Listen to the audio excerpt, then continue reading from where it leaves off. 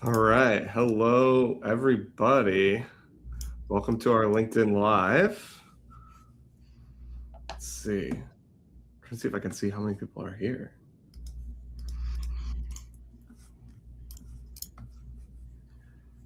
Yeah, we can give it a sec for people to roll in a little bit.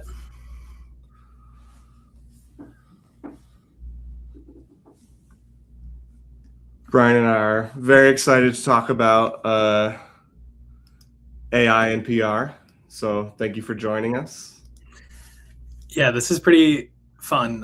The joke I always tell is none of my friends really like it when I talk about this. So when I get to talk about this and people want to hear about it, it's actually pretty fun. And also genuinely, Matt and I have been working on this going back to last April, thinking about this, sending ideas back and forth. So exciting to be able to show so much of what we've learned from the data and yeah, have like an interactive session to be able to walk through some of this.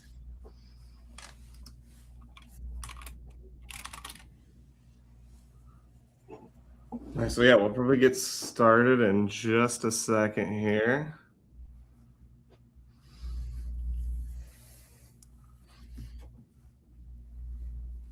I guess we can probably put the first slide up.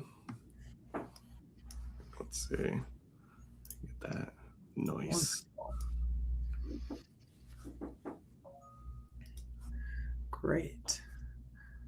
Yeah, you want to do? Why don't we start with intros? I guess my name's on the left, so I'll go first. Great to meet everybody. Thank you for joining us. I see we got about like 30 people on so far. Hopefully more join. If not, this is a solid crew. My name is Matt Dugan. I am Senior Director of Data here at Muck Rack.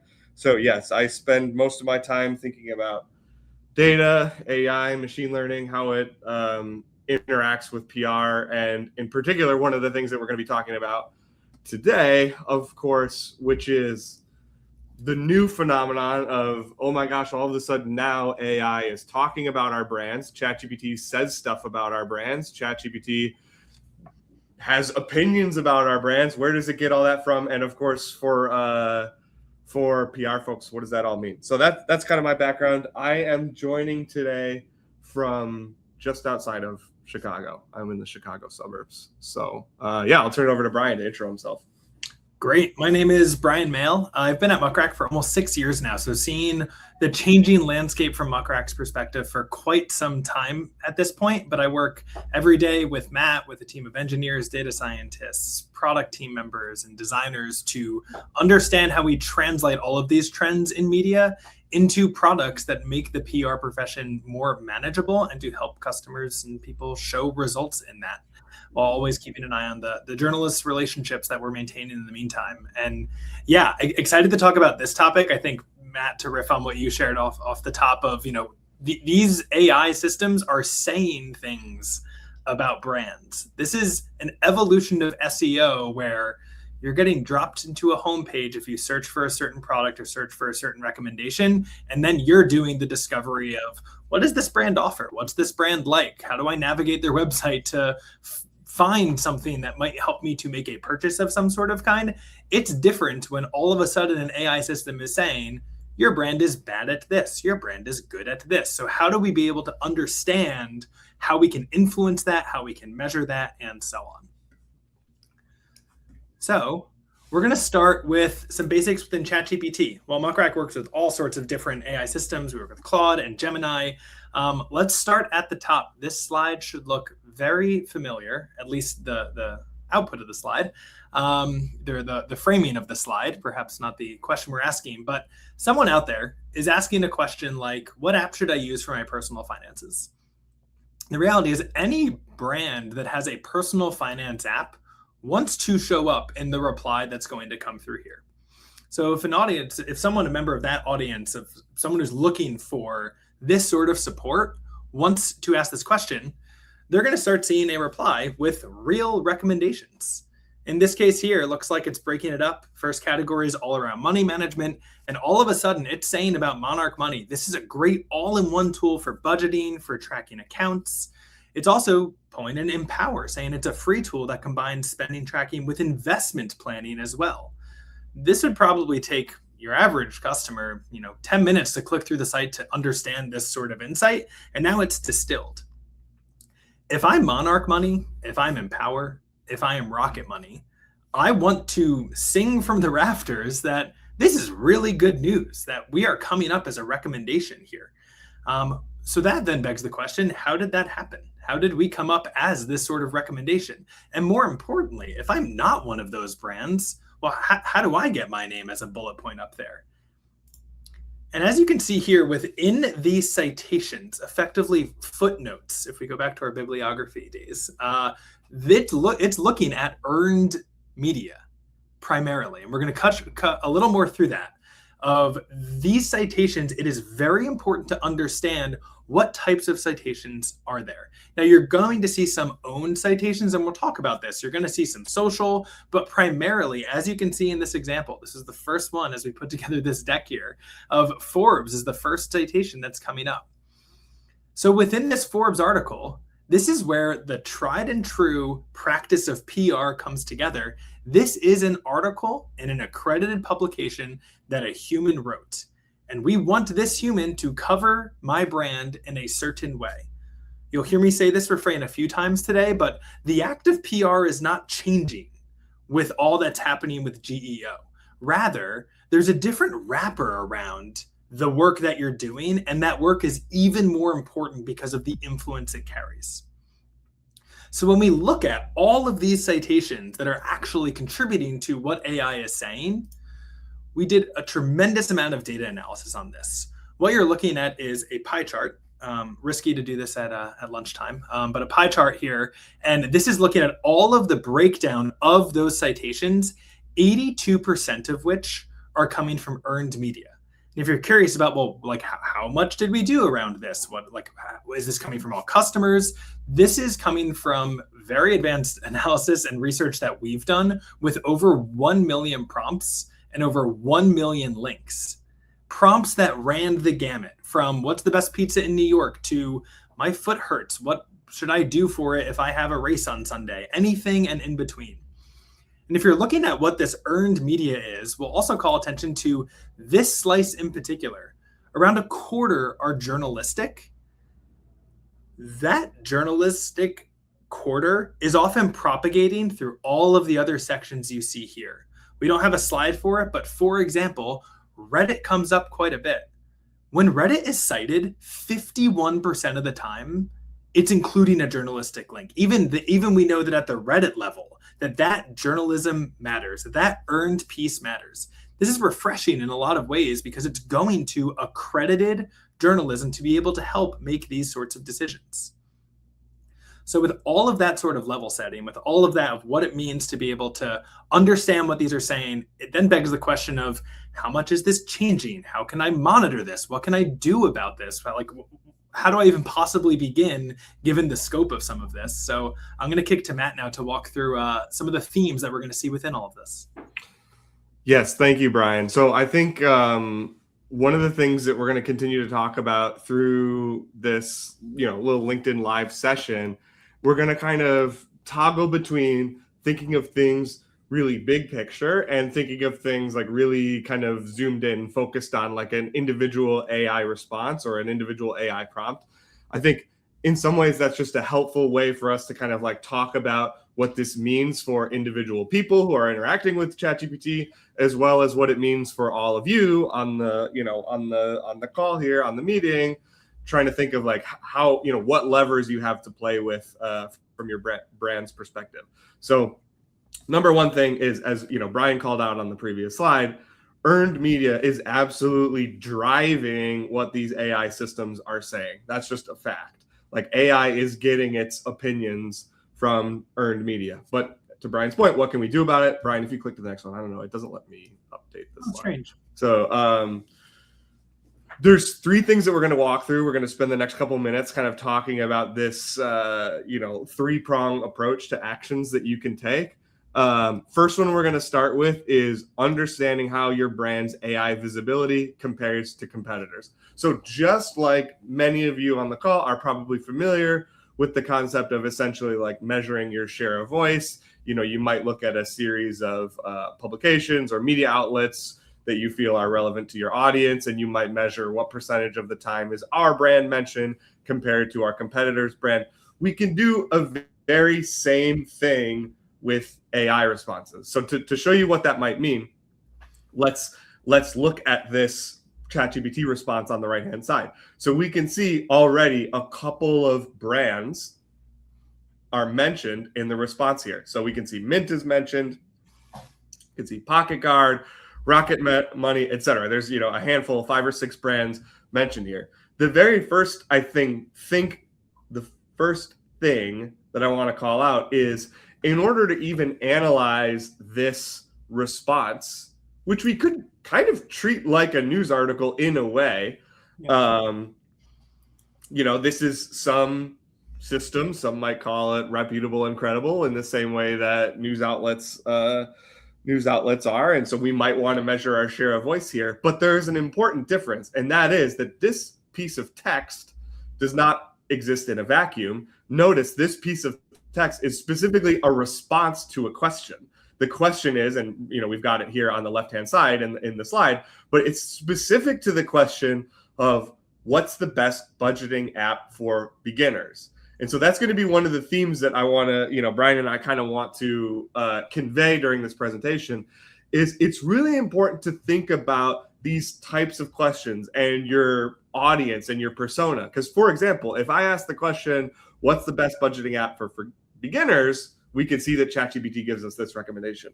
If I were to ask a different question, what's the best budgeting app for college students, or what's the best budgeting app for, wealthy multimillionaires, like, I'm going to get different answers, and that's okay. In fact, that's actually, I would say, something that we can play into, take advantage of in the PR and comms world. If we think about who are our audience, who are our core personas, who are the people that we're trying to reach, we can think of the types of questions that those particular folks would ask and kind of really lean in towards those. So that's all to say, what's happening behind the scenes.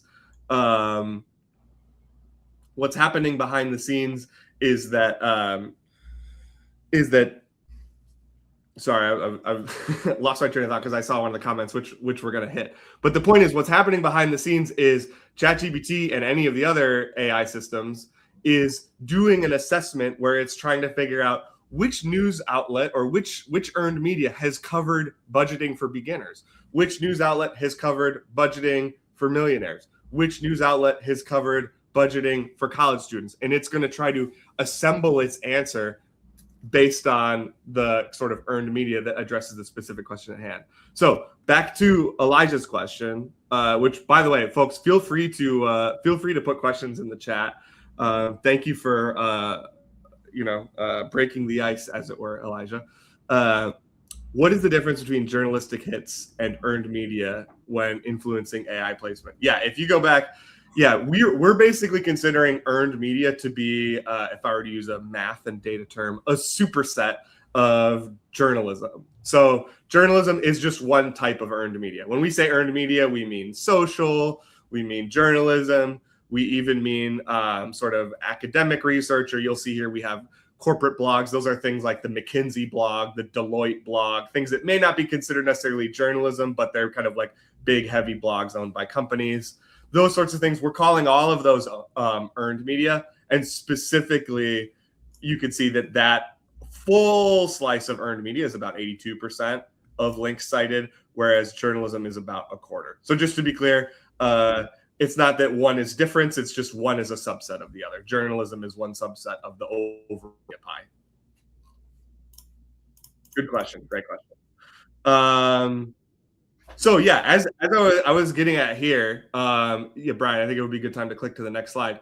That is all to say, the prompts really matter. The audience matters. So what you can see here is what we've done on this slide is we've kind of collected a hypothetical set of 20 to 30 prompts that might represent the type of questions that a given audience might ask about. And so this is where a level of kind of reflection is really important for a brand. Who is your core audience? Is it college students? Is it wealthy multimillionaires? Is it everyone in between? because as you embark on this journey that Brian and I are going to talk about truly like measuring your brand's presence in AI, the most important thing you can do is do some analysis of the types of questions that your core audience would ask. So I think that's, a core piece of advice that we can introduce right here at the beginning of this meeting is really spend time thinking, who is your audience? What are the types of questions that they would ask? The other thing to jump in on that is we've noticed there can often be an inclination to a small number of prompts, which makes sense. Like if I work at mint.com, what's the best budgeting app? That kind of conceivably makes sense as well. If we can own that category, why do we care about having multiple prompts? And the reason is that I might ask that question in that way of what's the best budgeting app. But to Matt's point earlier, someone might say, what's the best budgeting app for beginners? Someone also might say, I really want to save money and I'm struggling to. There's so many different ways that you could be asking these. Why it's so important to have multiple prompts is to be able to get at the true opinion of a given LLM. My odd little metaphor that I think about is always when you get a new iPhone and you need to set up Face ID and you need to like move your face all around so it captures every sort of angle before it knows, okay, this is actually it. I think of that in terms of you need to get all of those different prompts from different sides so you can actually know, oh, when people are asking Claude about anything related to personal finance, these are the journalists that matter. These are the ways that we're being represented by competitors and so on. So I also, recognize that there's this inclination to say, well, these are the two prompts I care about, and want to make sure that, brands are really paying attention to the volume importance here as well. Awesome. And I will take advantage of this time to also quickly address Liz's question. Thank you, Liz, for the question. So do press releases on newswires carry the same weight as earned media in terms of LLM responses? So actually, Brian, if you would be so kind as to go back to that same pie chart, we have an extremely data-driven answer for you, Liz. And that's exactly why we did this study, to Brian's point, is because that exact question that you asked, Liz, is the same thing that Brian and I were wondering months ago when we kind of set out on this journey. So we have true data to kind of answer that question. What you can see here, if you look at the pie chart, press release is at around the, let's see if I can do my time, it would be around the 11 o'clock position on this pie chart. Press release, that's about a 6% sliver overall compared to journalism, which is about 25% or a quarter. So that's not to say that it doesn't matter. In fact, 6% of citations is a healthy margin. In fact, it's actually increased since we first started doing this study in July 2025. And then these numbers that we're sharing here are from, the last month or so, where the press release numbers have gone up quite a bit. We have a lot more information that we can share on press releases. In fact, we have a full report that goes into a lot more details. It's available at, I think the exact URL is generativepulse.ai/report. I'll put a link to that in the chat shortly. But the short answer is press releases are there. Specifically, certain types of press releases get cited more, and there's more about that in our full report. But it's not as heavy as journalism. I think those would be the key takeaways. Awesome. So let's move to this. This gets at the real meat here. So if you look at this diagram on the right, I think this is one of the kind of bottom line, sort of money maker slides that a lot of brands are after. Basically, what people want to know is my brand showing up in ChatGPT or Gemini or Claude? You can see here we've got, in case you're unfamiliar with the logos from left to right here, that's ChatGPT, then Google's Gemini is what their model is called, and then Anthropic Claude. So basically what this chart shows is the type of analysis that you could imagine doing if you spell out all those prompts on the previous slide. So imagine all those prompts, imagine all those things: best budgeting app for college students, best budgeting app to help me save money, best app to, help me find subscription services that I don't use anymore, whatever, all those things. And if you do kind of a systemic analysis, you could imagine finding, okay, across all of those responses, wow, yeah, Monarch Money is mentioned quite often by ChatGPT, but wow, very interesting. It's not mentioned by Claude at all. And there's sort of all these different insights and findings that can come out of this fairly simple concept, which is just prompt the LLMs, look at what they say, and detect to see which brands are mentioned in the responses. That's kind of like step one to getting a head start of understanding your AI visibility, as we call it. Cool. I did see one other thing pop up in the chat. Let me just see what this is. Geo content strategy, yes, and LMs are. Yeah, great. Thank you. Also, thank you for jumping in, Eric. Great. I will put a link to the press release thing in the chat in just a moment. So what can you do? So now that we've talked about, okay, each brand has some inherent visibility, right? Like some brands show up in ChatGPT more than others. That's a fact. We just talked about on the last slide, how can we measure that? So the next step becomes, what can I do? Well, we can influence it. Remember the slide we showed and Brian was talking about at the beginning. ChatGPT had that response about those budgeting apps because it was pulling from Forbes. It was pulling from some article that real human journalists wrote. And one of the coolest findings from our study is that if you look at all of the ways that a given brand is cited, if you look at all of the different methods, the different sentences, the different framings, the different types of questions, you don't need to have relationships with thousands and thousands of journalists to be able to cover the huge swath of things that ChatGPT might talk about.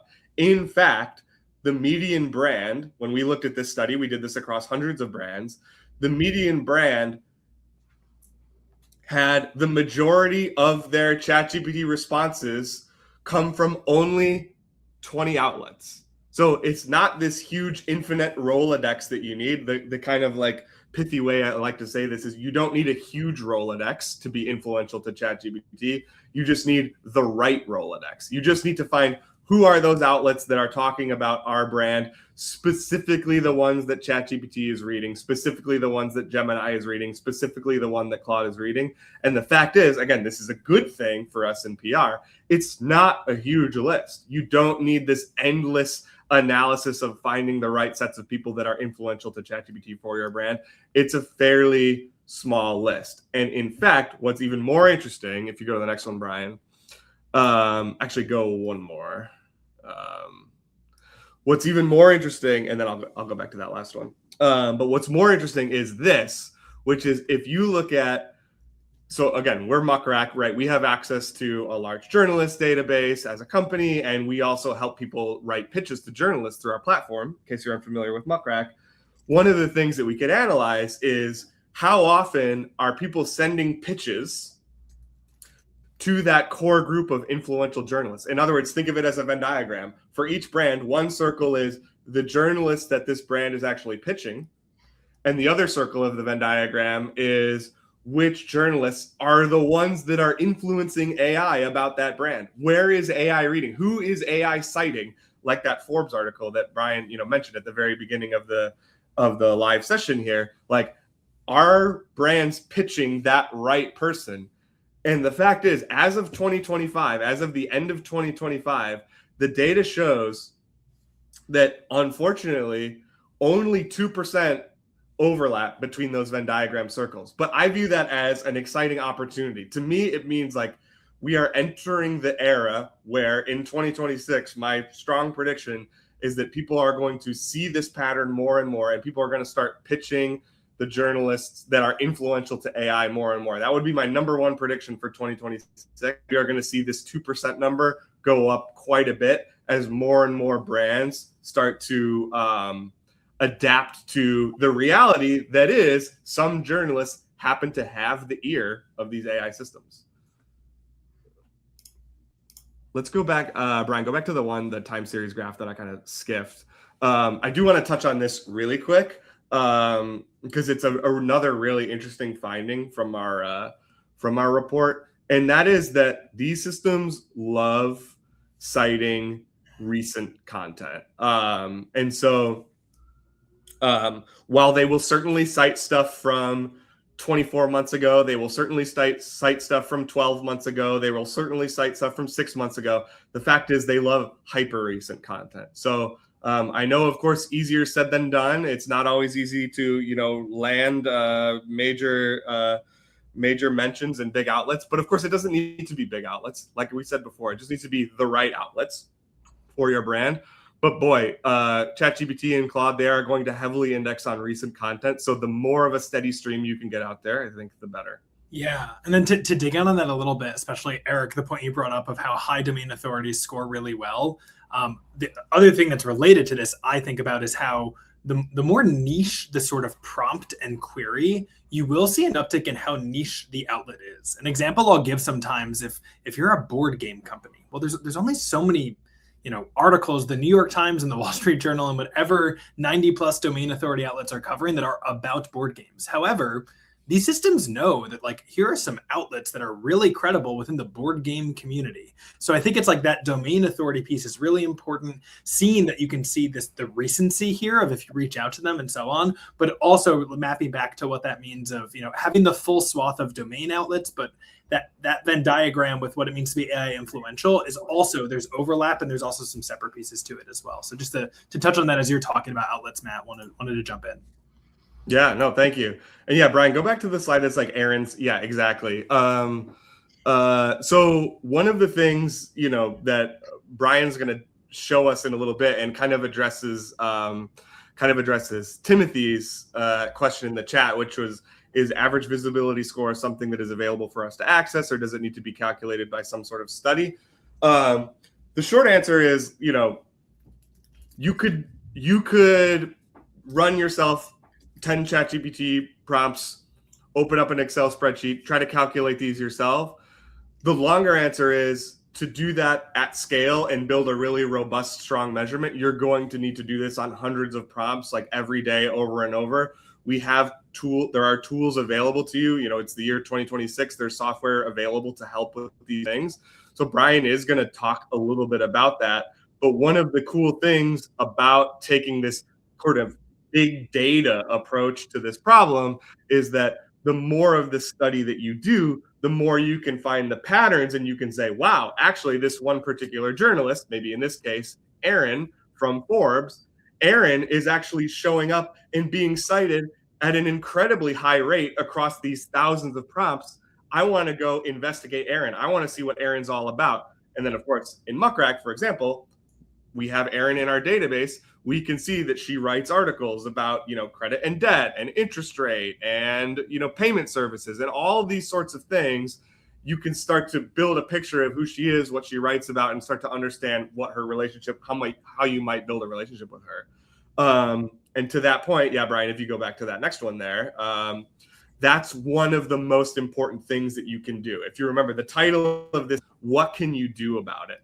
Find those influential journalists. You can absolutely imagine how there is a literal ranked, ordered list of the most influential journalists to your brand and to your niche. And that's kind of one of the things that we want you guys to take away from this meeting is your goal is to figure out who they are and find them and build relationships with them, because it is absolutely true that this list of journalists, again, this is for the little niche that we picked here. It's different in every niche, but for this, finance app scenario that we're kind of playing out here on this meeting, these journalists just truly matter more to ChatGPT than the others do. That's just a fact of how it works. Awesome. I'm going to use a segue as we head into the next section of monitoring AI influence and how it's changing, and address Charlie's question really quick, which is, from your research, which newswire service receives highest coverage? I'm pairing that with this third part of Matt's presentation of these things are changing all the time. We've done two kind of massive studies here, and the two press releases, wire services that we've seen come up most often are Globe Newswire and PR Newswire to start. But much like you might get a New York Times alert that says Reuters now has an agreement with OpenAI, which means a week ago they'd never be cited. Similar things are happening with press releases. So that's the concrete answer to your question, but want to use that to tee up Matt about the importance of monitoring some of these pieces. Yeah, and that's right. So I think we think about it in terms of, I think, in fact, we'll give Brian full credit. He kind of came up with this phrase, meta monitoring. I think it's a good one. It kind of refers to the fact that, yes, these things are changing, and it's important. It behooves all of us to regularly check in on these things, because as we showed in the last slide, there might be some list of the top most influential journalists in this finance app, and that might be one list today. Odds are potentially like 6 months from now, it could be a different list. New journalists come on the market. New journalists write some highly influential pieces that are shaping the opinions of AI. We want you to know about that. We want everyone to know about that. And so it's important to kind of keep a regular tab on what's happening here. It's not just quite enough to kind of run these studies once. I think we suggest doing it repeatedly on a recurring basis. And the most important thing that I want to underscore is let's address the elephant in the room. This is such a new concept. Like this didn't even exist 18 months ago. 18 months ago, the idea that ChatGPT was citing news articles that were written by real people, and you all of a sudden, all of us in PR have this through line into ChatGPT via news article, like that didn't really exist. These systems only started citing the news in November of 2024. So it hasn't even been 18 months yet. But it feels new. It almost feels like a little bit of science fiction. I totally recognize that. The most important thing that I can say is that that is Brian and I, that is Muck Rack, we've seen this work. We've seen real customers and clients work with us and find out that they were pitching a subset of people. They readdressed their pitching targets. And I think we actually have a flow chart for this. I think, Brian, it's one up. Like we've seen real brands do this exact flow of a brand observing that the AI was not talking about their brand in the way they wanted. So they found the right people to pitch to. They pitch them. They send them pitches. Stuff gets covered, and all of a sudden the AI systems are either A, talking about their brand more, or B, talking about their brand in a different way, or both. And I think that's like the thing that I can't stress enough is this. When I first, started getting involved in this, the whole reason that Brian and I and Muck Rack, we set off to do this big study on millions of articles is because actually I think I had a little bit of skepticism. Is this really real? Can you really like influence what AI systems say about your brand through earned media? It sounded fake to me, I will say, but we've really seen it happen, and the data does not lie. So I guess I just want to add that tidbit as kind of like as a data point to share that as much as this feels like a new world where things are swirling, it's not sci-fi. Like this is a real thing. If you find the right journalists to talk to, build relationships with them, get the right coverage, you can really change what ChatGPT says about your brand. Awesome. Thanks, Matt. We have a couple questions I see from Timothy and from Nicholas. I'm going to hit on those shortly because we're going to do just a short walkthrough of how all these metrics come together.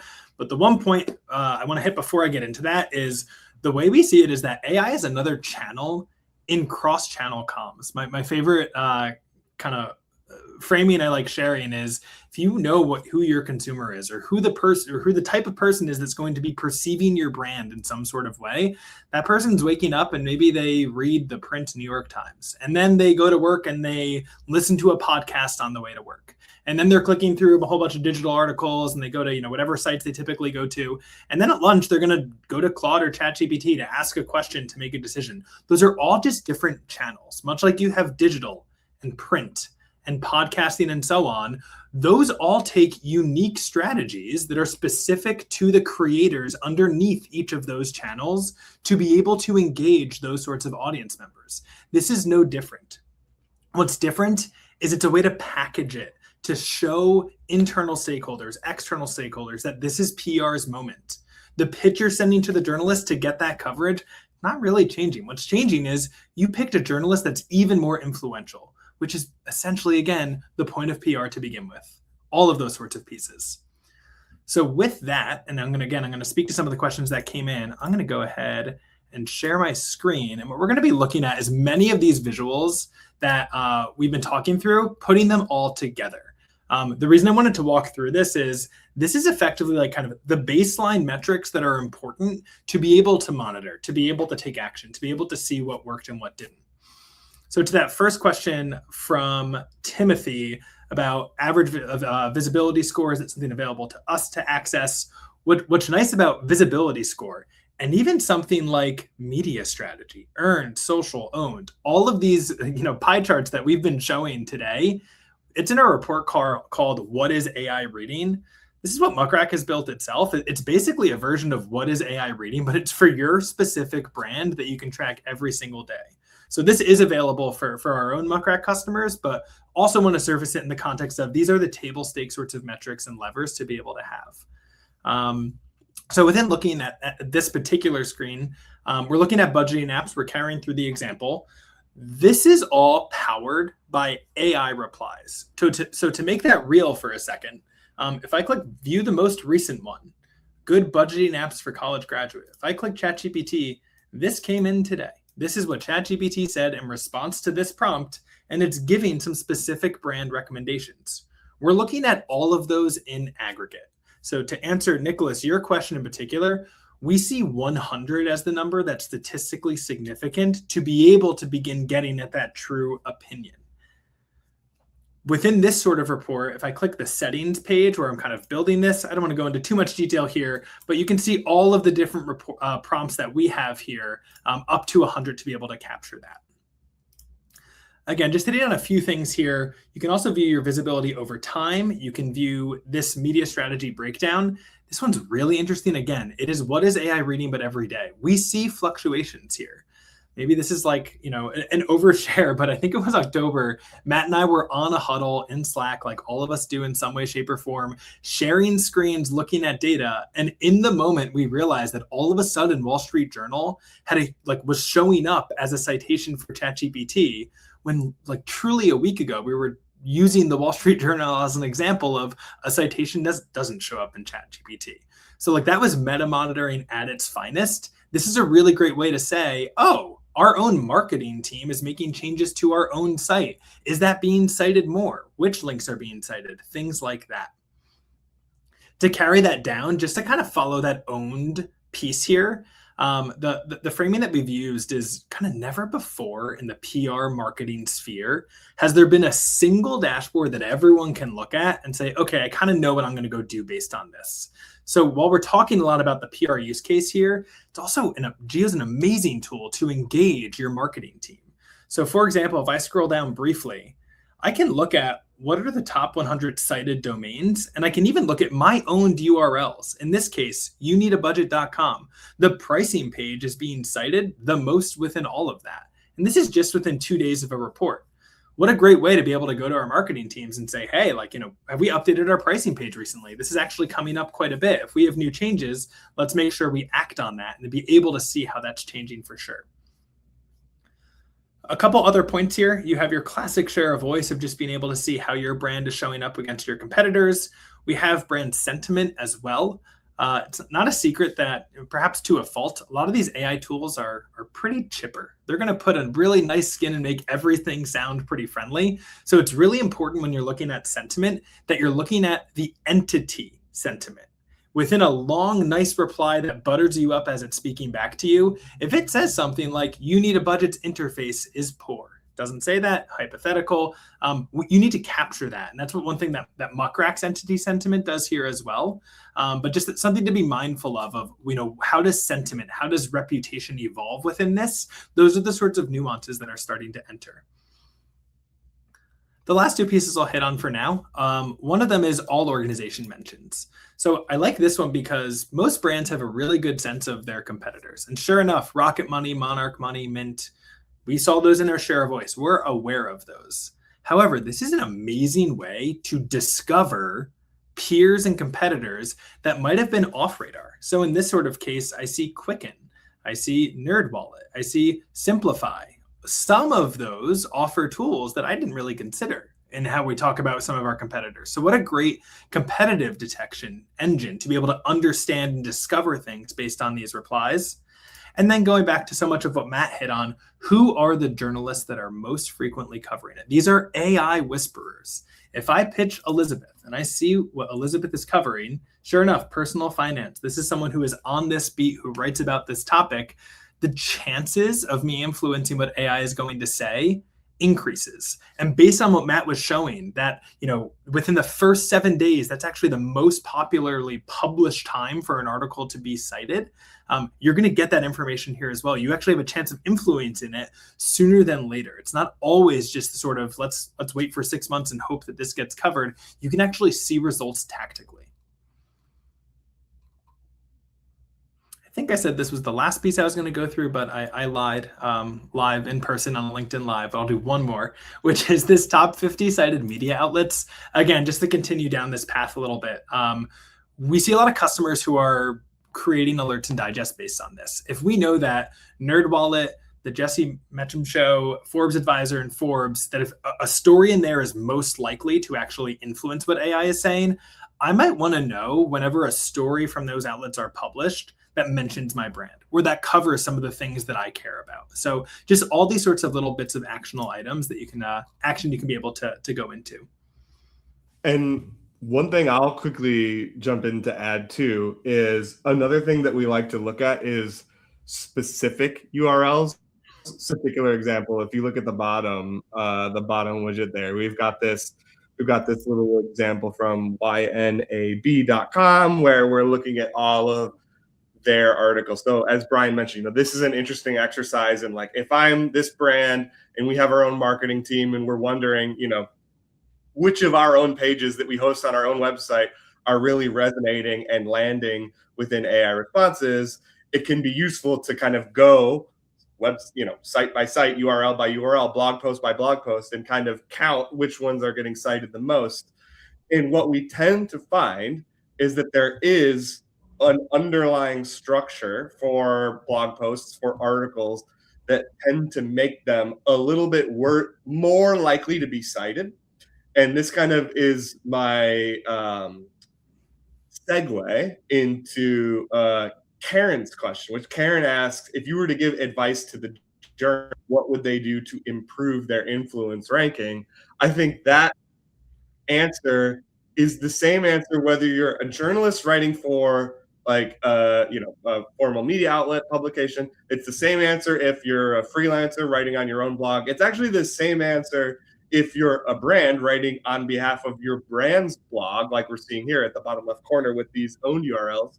I'll give you the gist of it. There are more details in that report that I think we linked in the chat. It was, again, that generativepulse.ai/report. There's more details there, but I'll give you the high level. We've seen statistically, we've proven with the data that these systems really like to cite content that has bullet points in it.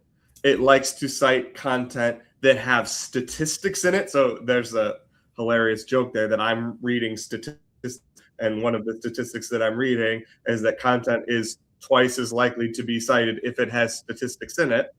But I think you can imagine why that's true. Statistics resonate. Again, think of the whole goal of these AI systems is to be credible. Like, if you really take a step back and think about it, ChatGPT's entire goal of why it's citing content, take a huge step back, even think, why is ChatGPT citing content in the first place?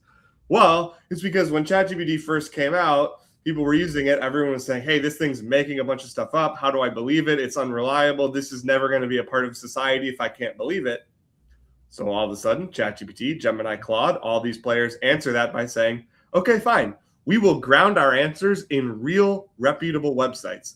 ChatGPT has every incentive for their own business model.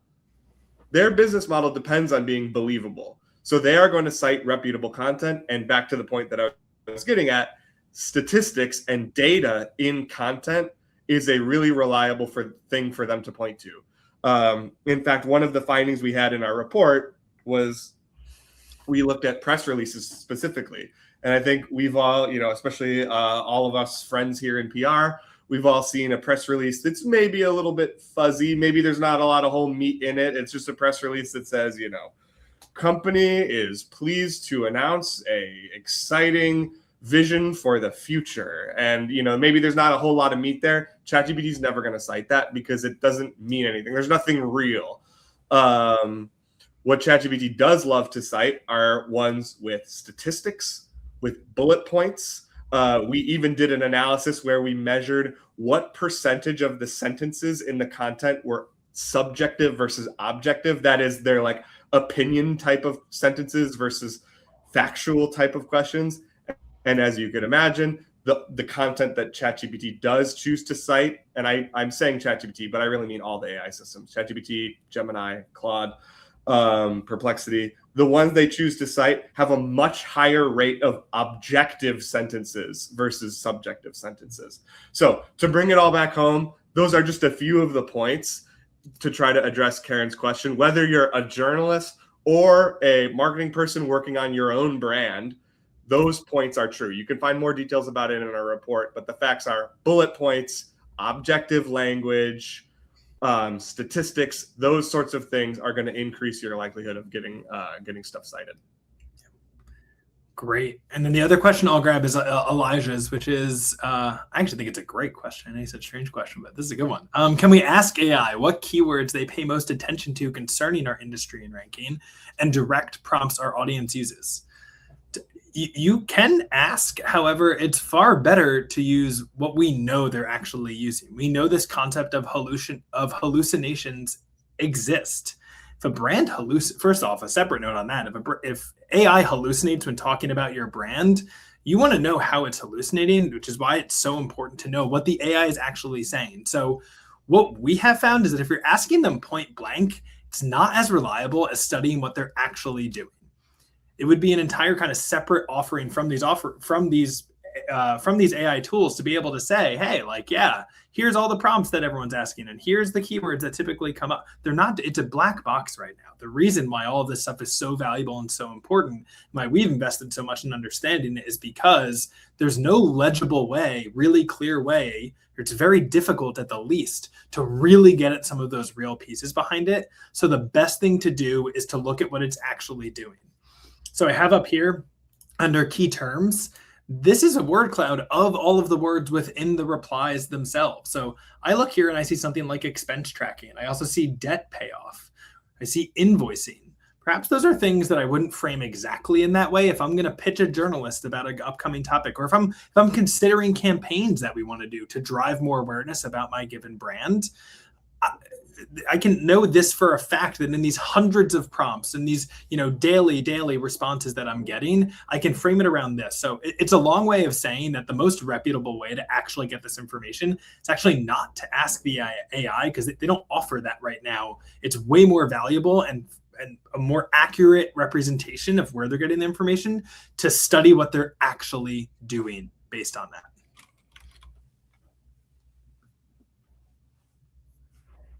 I also appreciate that I would have to lie again and pick another widget on that to walk through if I were to go through the keywords widget, but you gave a perfect cue up to be able to dive in deeper there. So thank you so much for that. Yeah, and we're kind of, winding down from a time perspective. So I'll just, be really formal here with the invite. Anyone, please feel free to jump in. Those were the main points Brian and I wanted to hit on, again, to kind of take a huge step back and summarize. I think some of the key points are, these systems do pull from earned media. That's the thing that drives what they're saying.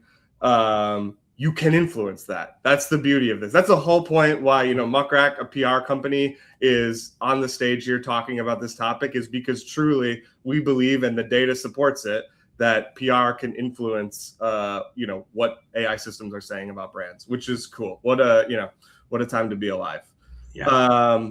And in fact, the onus is on all of you. The challenge that all of us have at our fingerstep is, how do we specifically action on that? What are the specific blog posts we need to write? What are the specific campaigns we need to do? Which journalists do we need to reach out to? How can we structure our press releases? What do we need to say in our press releases? Those sorts of things, all of those things that all of you on the call think about regularly, hopefully now you can think of through a new lens that is doing it in the spirit of increasing those AI outcomes, getting visible more, having the systems talk about your brand in the way that you want, all those sorts of things. And then the other takeaway that I like highlighting here is the reason I frankly, like I love working at Muck Rack, and because I think the PR world is so important, is because it puts relationships at the center of it. And it is a time where it feels like AI is threatening so much of the good and the human of the work that we do. What's happening with Geo continues to position the relationships at the center of this. The importance of building the relationship, of doing it well, of considering these journalists at times extension of your team, none of that's going anywhere. It's a matter of now some of the stakeholders that maybe are less familiar with PR or more outside of the classic PR influence sphere. That's the real opportunity. It's saying, look how important this work that we've been doing for a while is, and also look how we're shifting our strategies to meet this new moment. So I'm excited about how we can be even more loud and even more celebratory about the work that's already happening and that's always happening within PR, while still keeping relationships at the center of it as well. Wonderful.